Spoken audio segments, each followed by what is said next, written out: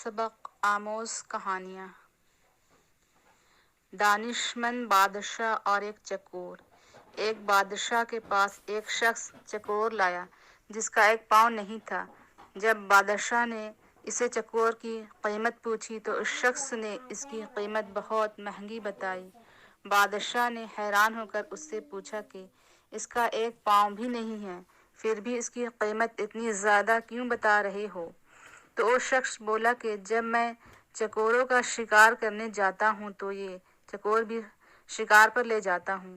وہاں جال کے ساتھ اسے باندھ لیتا ہوں تو یہ عجیب سی آوازیں نکالتا ہے اور دوسری چکوروں کو بلاتا ہے۔ اس کی آوازیں سن کر بہت سے چکور آ جاتے ہیں اور میں انہیں پکڑ لیتا ہوں۔